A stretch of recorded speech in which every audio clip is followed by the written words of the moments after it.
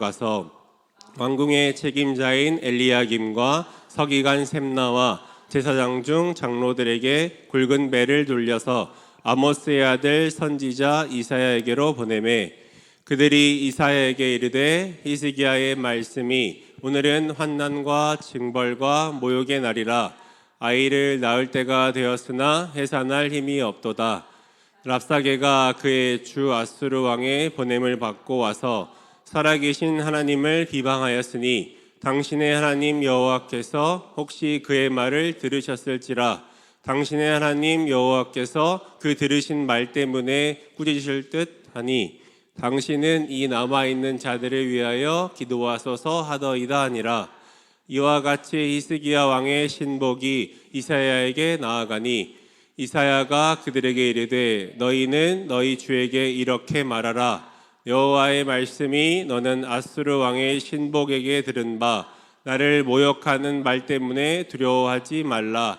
내가 한 영을 그의 속에 두어 그로 소문을 듣고 그의 본국으로 돌아가게 하고 또 그의 본국에서 그에게 칼에 죽게 하리라 하셨느니라 하더라.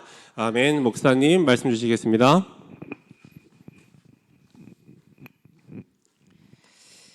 두려워하지 말라라고 말씀을 하십니다. 저와 여러분은 이 하나님을 온전히 신뢰할 수 있게 되길 바랍니다.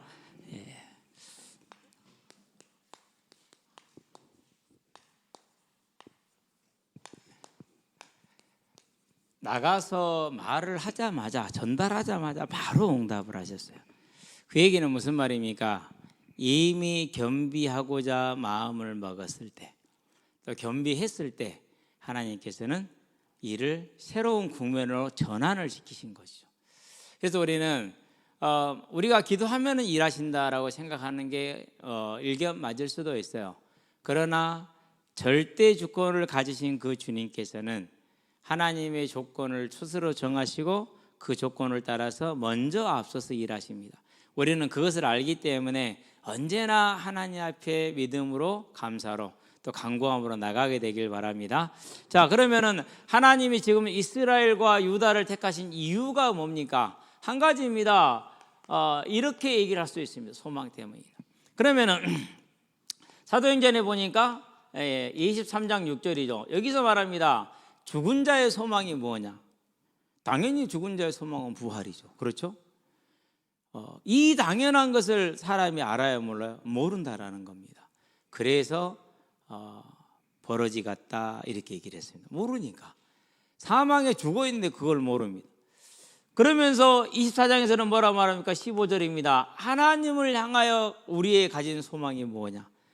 그 죽은 자와 산 자의 부활, 의인과 악인의 부활, 그것 때문에 내가 이 자리에 있는 것이고 나는 그것만 말했다. 자, 이 얘기는 무슨 말입니까? 모든 이에게 가장 필요한 것은 생명이라는 거죠. 그래서 하나님이 범죄함으로 사망에 떨어진 아담에게 뭘 주십니까? 여자의 후손이라는 이 생명의 길을 주셨습니다. 이 생명의 길은 다른 길이 아니라 죽은 자가 살아나는 겁니다. 그게 부활입니다. 그런데 죽은지를 알아요? 몰라요? 모르죠. 그래서 그렇지 않습니까? 지 꼬라지를 알아라, 네 꼬라지를 알아라, 그렇게 얘기를 하잖아요. 근데 그 말은 그 사람도 지 꼬라지를 몰랐어요. 그렇죠? 왜요? 지가 그 말인데 지가 죽은 자인지를 몰랐단 말이에요. 그래서 사람의 철학이나 사상은 아무리 지고해도 한 치 앞도 모르는, 아무것도 모르는 그런 이제 버러지와 같은 것이죠. 인간의 모든 사람은 하나님을 떠난 그 죄, 하나님을 하나님으로 섬기지 않는 그 죄로 인해서 죽었습니다. 그 죽음 때문에 소망은 한 가지밖에 없습니다. 그래서 응답은 뭡니까? 이겁니다. 하나님의 계획이 뭡니까? 이겁니다. 하나님의 뜻이 무엇입니까? 부활입니다. 이제 우리는 이 사실이 복음이라는 걸 붙들고 우리를 온전히 그 마음에 그 말씀에 쳐서 복종시키시게 되길 바랍니다. 그래서 26장에서 말합니다. 6절에서 7절입니다. 뭐라고 그럽니까? 우리 12 조상들이 하나님을 밤낮으로 섬겨서 간절히 얻기를 원하는 것이 뭐냐? 부활 아니냐? 이렇게 얘기를 합니다. 그렇다는 얘기는 인간의 소망은 죽은 데서 살아나는 것이고 하나님의 계획은 죽은 우리를 살리시는 이거라는 거죠. 그게 성령의 일입니다. 이 사실을 알게 하시는 게 요한일서 2장에 보니까 28절입니다. 30절까지. 뭘 약속하셨습니까? 말세의 내용을 남녀 종들에게 충만하게 보여줘서 뭘 알게 하겠다? 무엇이 소망인지, 무엇이 필요한지, 하나님의 뜻이 무엇인지, 죽은 자를 위해서 하나님이 다시 창조하신 새 예루살렘 성이 무엇인지, 천국이 무엇인지를 알게 하겠다라는 겁니다. 그래서 성령을 받은 자들에게는 하나의 소망이 생깁니다. 그게 뭡니까? 그게 죽은 자의 부활이죠. 그래서 요셉이 창세기 50장에서 보니까 뭐 합니까? 너희가 애굽을 나갈 때 뭐 해라? 반드시 내 유고를 가지고 가라. 뭘 붙들었다는 소리입니까? 이걸로 붙들었다라는 겁니다. 죽은 자의 소망에 대한 언약을. 자, 하나님이 모세에게 나타나십니다. 출애굽기입니다. 3장 6절입니다. 뭐라고 말씀하십니까? 아브라함의 하나님, 이삭의 하나님, 야곱의 하나님이다.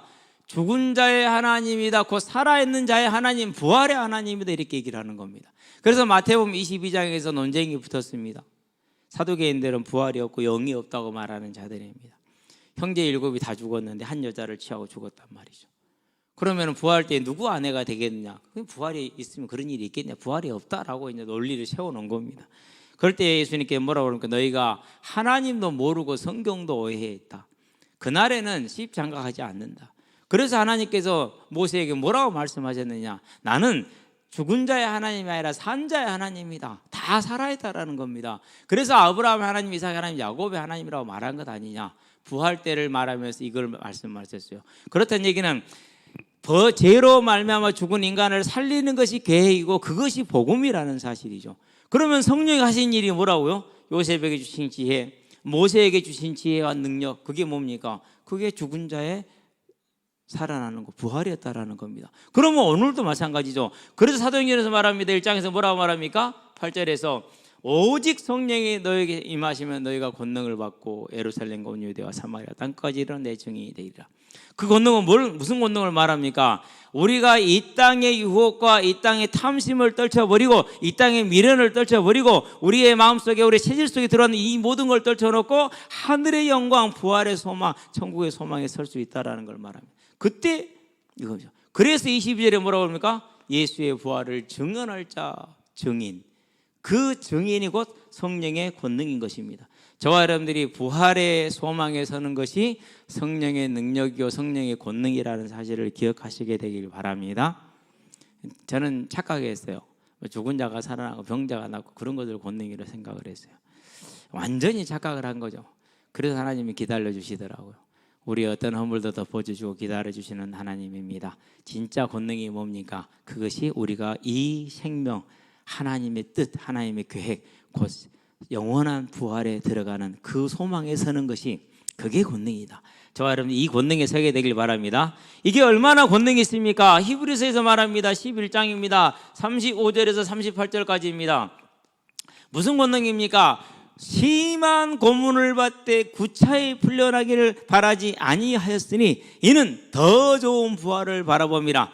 그래서 어떻게 했습니까? 죽임을 당하고 산채로 톱으로 캐움을 당하고 유리하고 방황하고 수많은 사람들이 고난을 당합니다. 그럼에도 불구하고 이 믿음의 권능은 우리를 부활의 소망에 서게 해서 그 고난을 이기게 했다라는 겁니다. 그러면 저와 여러분들이 이제 부활의 소망에 들어가고 부활의 생명이 되고 가치가 되는 이 믿음은 오직 성령의 충만함으로 가능한 일이니 기도하시기를 주의 이름으로 축원드립니다.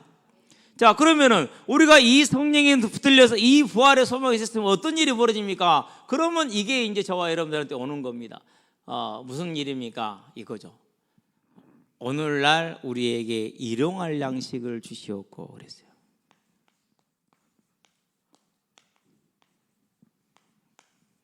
디모데 전서에서 말합니다. 6장에서 말합니다. 8절인가요? 8, 9, 6, 7, 7절인가요? 오늘 먹고 마실 것이 입을 것이 있은즉 족한 줄로 알라 그렇게 합니다. 전체가 3절에서 10절까지 이렇게 쓰겠습니다. 저와 여러분들이 이제 오늘 먹고 입을 수 있는 게 있으면 족한 줄 아시게 되기를 바랍니다. 목사님 저는 남는데요. 남으면 주를 위해 쓰시게 되길 바랍니다. 그럼 돼요. 얼마나 아름답습니까? 그러니까 그 모습이. 그래서 저와 여러분들은요, 이 하나님의 계획, 하나님의 사랑, 하나님의 소망, 하나님의 뜻에 선다면은 그럼 우리는 이제 이 삶을 살 수가 있습니다. 좋아하는데 여기에 섰기 때문에 나머지는 당연히 따라오는 겁니다. 그러면 이 하나님의 명령에 딱 서 있으면 그 다음 어떻게 됩니까? 일단 사단의 가장 강력한 무기가 무너졌습니다. 그리고 살상력이 큽니다. 파괴적이죠. 모든 이 땅에 사는 사람들이 자녀들을 교육합니다. 어떻게 교육합니까? 이렇게 해야 먹고 살아 이 새끼야. 이렇게 교육합니다. 맞죠? 뭘 가르치는 겁니까? 그러니까 아무 필요 없는 걸 가르치는 겁니다. 종된 자들의 교육입니다. 자녀는 그렇지 않습니다. 자녀는 오늘은 이 아이가 뭘 싫어하고 기분이 어쩔까 싶어가지고 거기에 맞춰서 음식을 준비합니다. 우리 집에서는 대단한 아이가 하나 있어요. 기분 좋으면 뭐든지 괜찮아요. 지 기분이 안 좋잖아요. 밥상 하면 쑥 훑어요. 나 그거 안 좋아해. 완전히 사모에 엄마의 그 모든 걸 다 무력화시킵니다. 나 그거 안 좋아해. 어느 날은요, 너는 이거 안 좋아하잖아. 그러니까 내가 언제 그걸 안 좋아했는데. 엎치락뒤치락 환장할 일입니다. 본인은 모릅니다.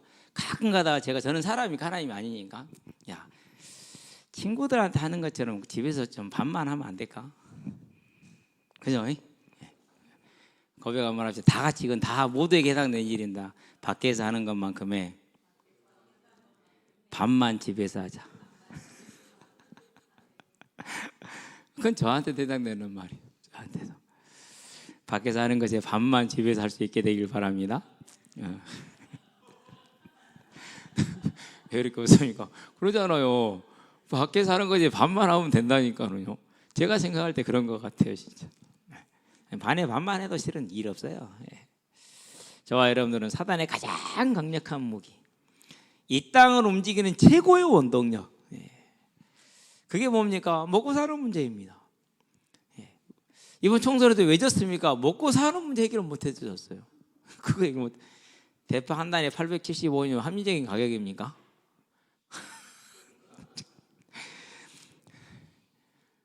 세상을 몰라도 그냥 애기를 키워봤어야 알고, 애들 때문에 학원비 걱정을 해봤어야 알지. 인생을 맨날 부어라 마셔라면서 원래 금수저에다가 그래 자랐으니 뭐 아는 게 뭐가 있습니까? 서민들이 무엇이 힘들어하고 가서 들었다 놨다 그 심정을 압니까? 모르죠. 모릅니다. 앞다리 살을 살까 뒷다리 살을 살까 그 고민을 압니까? 모릅니다. 그거 모른다니까는요. 목살을 좀 넣어줄까 말까 이 고민을 모른다니까요. 뭐 알 수가 있어야지. 겪어본 게 없는데. 참 그러니까요. 사람이 모자라고 거칠어 보여도요. 겪은 사람은 알아요. 그런 사람을 잘 골라야 돼요. 항상 제가 얘기했잖아요. 철수 안 하는 사람. 철수 안. 또 혜성처럼 등장했을 때 제가 얘기했어요. 저 사람 아무것도 모르는 사람이에요. 아무것도 모르는 사람이에요. 자기 능력과 자기 성공 외에는 아는 거 없고 그냥 어쩌다 보니 저 자리에 있는 거라고. 사명과 뜻이 있는 것도 아니라고. 밀려서 온 거고 떠밀려 온 거니까 나중에 보면 안다고. 모든 간에 그냥 자기 유익을 따라갈 거라고. 한 번도 애 없이 지금까지 유익을 따라왔어요. 앞으로도 그럴 거예요. 왜? 그거밖에 아는 게 없거든요. 어쨌든 뭐 정치 시간 아니니까 우리는. 그렇죠?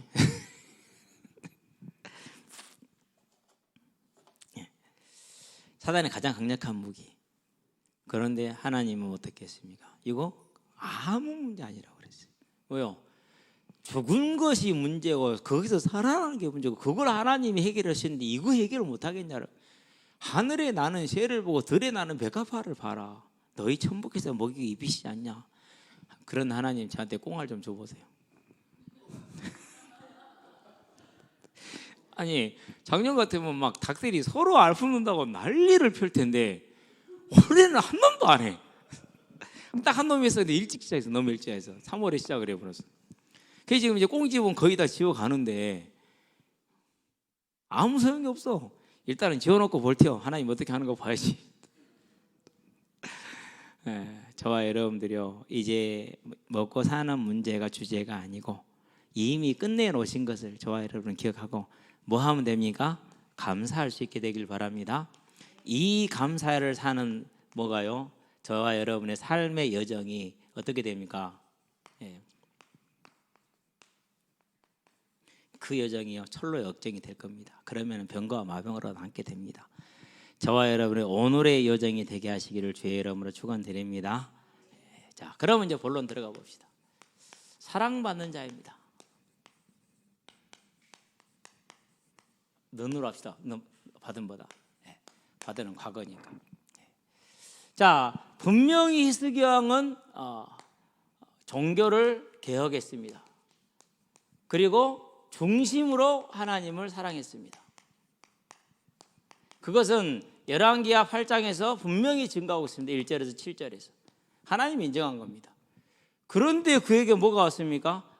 감당하지 못하는 전쟁이라는 시련이 왔습니다. 어마어마한 지금 문제가 온 겁니다. 졌어요. 전쟁에. 예루살렘이 포위되어 버렸어요. 다 46개의 성읍이 정복을 당하고 견고한 성들을 정복했다라고 기록을 하고 자수를 기록해요. 그리고 20만 명을 포로로 끌고 왔다고 얘기를 하고 있어요. 예루살렘을 새 장의 새처럼 가둬놓고 거기서 나온 자는 누구든지 주겠다고 말해서 항복 안 받아주겠다라는 그런 공포 정치를 친 겁니다. 빠르게 지칩니다. 그러면 사람들이 먹을 게 없으니까 적진에 항복에 가면 살려줄까? 그런 생각 할까 안 할까요? 한다니까요. 몇 사람이 나갔어요. 나가니까 보란 듯이 죽여버렸어요. 너희들 항복 안 받아 다 죽일 거야. 그러면은요 남아서 싸우겠다는 사람들 의지도 바로 꺾입니다. 그런 전략을 쓴 겁니다. 확실히 전쟁에 능한 사람들입니다. 그 시련 가운데에서 이와 같이 이제까지 망하고 있는 동안에 안 도와준 하나님이 이사야 선지자를 통해서 말씀하십니다. 뭐라고 말씀해요? 도와줄게. 너희들이 이길 거야. 2절부터 이제 35절까지 쭉 얘기합니다. 너희들이 매를 맞는 이유 가난한 자를 학대해서이다. 하나님의 공의를 무너뜨려서 그렇다. 종교개혁 했음에도 불구하고. 두 번째, 아수르가 몽둥이로 썼는데 지가 몽둥이 아니란다. 지가 하나님이란다. 그래서 얘를 징계할 것이다. 그게 이제 15절부터 쭉 19절까지 나옵니다. 20절부터 35절까지 뭘 말하냐? 예루살렘은 이렇게 회복될 것이다. 그러니까 믿고 기다려라 라고 말합니다. 믿고 나를 의지해라고 말합니다. 아마 그 상황 속에서 하나님을 의지할 수 있으면은 히스기야 왕이 사회를 개혁할 힘이 있을 겁니다. 사회를 힘 있는 자들을 그 힘을 정당하게 쓸 수 있도록 이전의 잘못을 시정시킬 수 있는, 쉽게 말해서 이제 세금 정책을 확실하게 바꾸는 겁니다. 우리가 오늘날로 말하면 그런 걸 할 수 있을 거라 생각을 했어요. 불합리한 제도를 바꿀 수 있을 거라 생각을 했어요. 아마 그렇게 제가 회사할 때는 그렇게 해서, 그러기 때문에 그 힘을 주시기 위해서, 그걸 깨닫게 하시기 위해서, 그렇지 않았던 걸 징계하시기 위해서 주신 것 같아요, 전쟁을. 그런데 히스기야 왕은 그러지를 못했어요. 거기서 무너졌어요. 야, 도저히 안 되겠다. 항복하는 게 맞겠다. 육신의 눈으로 분명히 그게 맞는 생각이 맞습니다. 항복해버립니다. 그러고 나서 항복을 한 다음에 뭐 합니까? 이제 또 하나를 더 합니다. 거기에 이제 애굽의 의지를 갑니다. 하나님은 분명히 말합니다. 아니다. 너희들이 그렇게 하면 너희들은 오히려 더 고난을 당할 것이고 매를 버는 것이다라고 얘기를 했습니다. 예사야 30장 31장이죠. 자, 이와 같이 하나님이 매를 계속 때립니다. 이유가 뭘까요?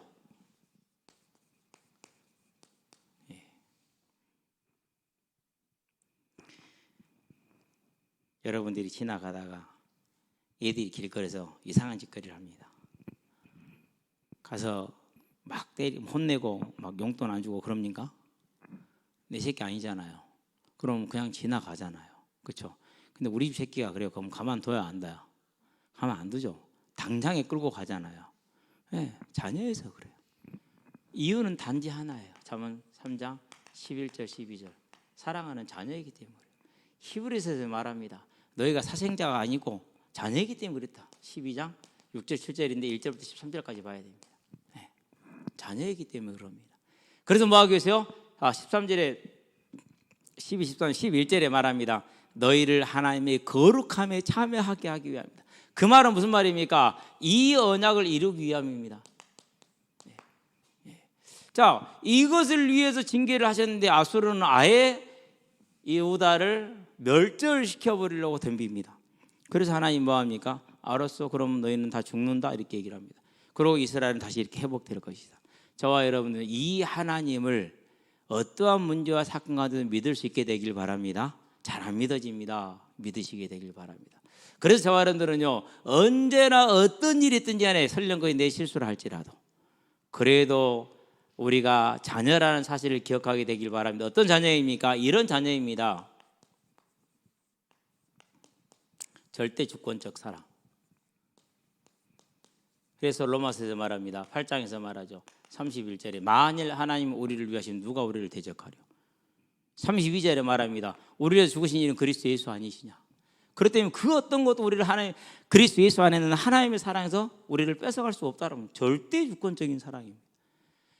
내가 하나님을 택한 게 아니고 하나님이 저와 여러분을 택했습니다. 이 절대 주권적인 사랑입니다.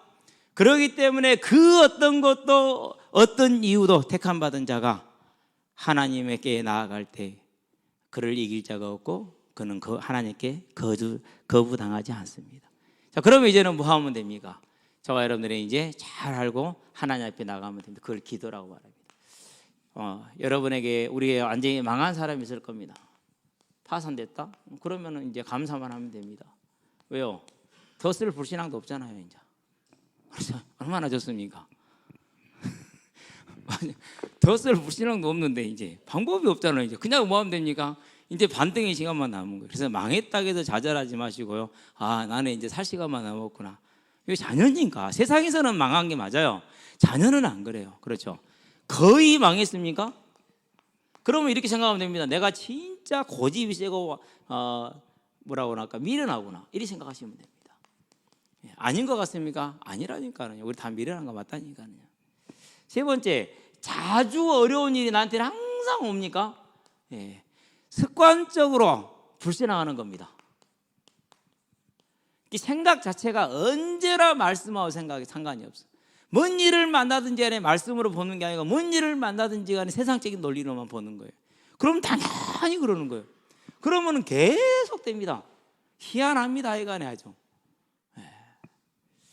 저와 여러분들이 이제 아주 편안하고 안전합니까? 내가 잘해서 열심히 했기 때문에 완전 착각 속에 사는 겁니다. 이런 걸 뭐라고 그럽니까? 착각도 유분수지, 그렇죠? 지가 잘한지 알아. 신명기 8장에서 말하죠. 네가 네 손으로 그런 재능이 있었다고 해. 내가 준 거야. 얻을 재능을 내가 준 거야. 이렇게 얘기하잖아요. 모르는 거예요. 착각하는 거예요. 착각하는 인생. 습관적으로 불신하는 인생. 항상 미련하게 버티는 인생. 뭐 그럴 것도 없이 다 그냥 최고 가버리는 그런 인생. 또 이런 거 있습니다. 뭐 또 있습니까? 이제 절대 해결 안 되는 불능의 문제를 딱 쥐고 있는 사람들이 있어요. 뭐든지 간에 이런 사람 보니까 하나님 아예 그냥 결박을 시켜놓은 겁니다. 왜 결박시켜놓은지 아세요? 풀어놓으면 나가고요. 못 나가게 결박을 지어놓은 거예요. 그럼 우리는 어떻게 합니까? 주야 이 결박을 풀어주시옵소서 하고 밤낮으로 그냥 맨날 평생 부르짖습니다. 당연히 그렇습니다. 바울도 그랬으니까. 바울이 무슨 결박이 있었습니까? 몸에 가시가 있었지 않습니까? 질병이. 3번 기도했다는 건 완전히 기도한 겁니다. 항상 기도한 겁니다. 간절히 기도한 겁니다. 절실히 한 겁니다. 지속적으로 기도한 겁니다. 그러다 어느 날 포기했습니다. 왜 포기했느냐? 만약에 이 결박이 없으면 내가 하나님을 떠나는 거라는 걸 알았어요. 언제나 착각하며 살아가는 인생도 그렇고 습관적으로 불신하는 인생도 그렇고 미련하기 짝이 없는 인생도 그렇고 항상 아예 그냥 뭐 더할 것 없이 망해버린 그런 인생도 맞아요. 전부 다 뭡니까?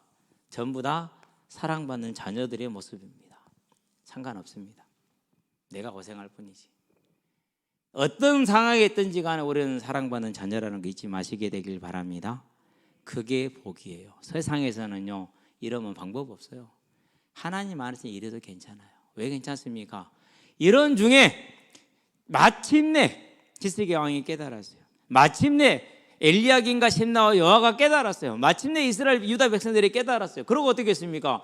그러고 하나님이 씌워준 옷을 왕관을 벗고 하나님이 입혀준 옷을 찢고 하나님 앞에 나가서 회개하며 나갔어요. 어떤 회개를 했습니까? 하나님, 저것들이 하나님 살아계신 하나님을 비방하고 모욕하는데 하나님의 영광을 가리는데 저는 다윗처럼 골리앗을 맞서 싸울 힘이 없어요 라고 나간 거예요. 다윗은 아무것도 없는 상황에서 빈손이죠. 무장되고 군사인 여러분 일반인하고 프로하고는 어떤 차이가 있는지 압니까? 어저께 이제 중1들하고 시합을 했잖아요. 6학년들이 진짜 잘했어요. 왜 잘했냐면요, 골키퍼가 실수를 해서 두 골을 줬지 경기를 괜찮게 했다니까요. 얘들은 쭉 훈련을 받고 팀으로 다져졌잖아요. 근데 얘네들은 풋살장에서 혼자 축구하는 축구를 했잖아요. 맨날 얘들이 내가 제일 잘났다 이런 식으로. 그러고요 초반에 막 그렇게 해고 골키퍼 두 골을 줘버렸거든요. 바로 지 앞에 있는 확실히 사람한테 공을 차줬어, 상대편한테. 근데요, 양희우 넣고 기도해 주세요. 4학년인데요, 전방에서 여기까지 뛰어내려오는 속도가 중1들하고 똑같아요. 상상이 돼요? 4학년짜리가 중1 선수들하고 속도가 같다라는 게. 몸싸움 안 밀려요. 진짜예요. 몸싸움하는데 안 밀려요. 4학년짜리가 쬐깐 하는 여기밖에 안 온 놈이. 그러고 공을 딱 안전하게 잡아 돌려가지고 골키퍼한테 백패스를 했어요. 그럼 골키퍼는 옆으로 빼주면 되잖아요. 근데 그 골키퍼가 찬 게 상대방한테 바로 간 거예요. 그래가지고 그 상대방이 그 정도는 넣죠. 쉽게 넣죠. 두 골. 애들 기 안 주고 골키퍼 울어. 목사님 안 하면 나갈래요. 괜찮아 그럴 수 있어. 괜찮아, 이번 것은 네가 책임지고 해봐. 그래가지고 세 골을 더 먹었어요. 5대0. 중요한 게 옆에 놈들이 목사님 내가 들어갈래요. 기가 안 죽어. 내가 들어갈래요. 내가 나올 사람 아무도 안 나온대. 다시 할래요. 야, 나는 이게 제일 마음에 들었어. 그 다음에는 3대0. 이제 두 골 뺐으니까 3대0이잖아. 맞잖아요. 마지막에 다 같이 뛰었어. 1대0. 미치겠대. 갑자기 뛰니까 몸이 안 풀려놓으니까. 진짜 처음에 뛸 때는요, 온몸이 그 빡빡하게 힘들거든요. 한 20분 뛰어야 풀리지. 풀리랑 끝나버려 경기가. 근데 골키퍼가 공 몰고 오니까 우리 주원이 쳐다만 보고 있어. 바로 올 때가 쳐다보고 있다. 나왔으면은 모르지. 안 나오고 쳐다보고 있다. 그러니까 애들이 아유 안 나오게 어쩌라고. 진짜. 거기다 또 평소에 안 나오던 놈들이 맨날 왔어. 같이 꼭 뛰고 싶대. 늦었어. 옵사이드 트랩을 몰라. 저 골키퍼랑 같이 있어 bro. 옵사이드가 안 걸려요. 우리는 옵사이드인데 그전에 같이 연습했는데 옵사이드 트랩을 썼는데 얘가 안 올라 bro. 그러면은 꽝이야 이제. 그래도요 열심히 싸우더라고. 잘했어요. 예, 잘했는데. 근데 확실히요, 그래도 한 살 많은 형들이고 선수들이잖아요. 다르더라고요. 그래서 선수들 말이 보통 우리 같은 사람한테 일반인이라고 그래요. 누가 쓰는 단어죠? 군인들이 쓰는 단어예요. 그렇게 얘기하거든요. 마찬가지예요. 다윗은 일반인이고 골리앗은 군인이요. 근데 3m짜리 군인을 향해서, 완전 무장한 군인을 향해서, 옆에다가 딱 전부 다 진을 치고 있는 군인을 향해서 아무것도 없는 다윗이 달려들었어요. 근데 히스기야는 뭐라고 표현했냐? 하나님, 저는 다윗 같은 용기가 없어요. 얼마나 마음이 그랬겠어요. 그렇죠? 분명히 하나님을 사랑합니다. 원통합니다. 억울합니다. 분합니다.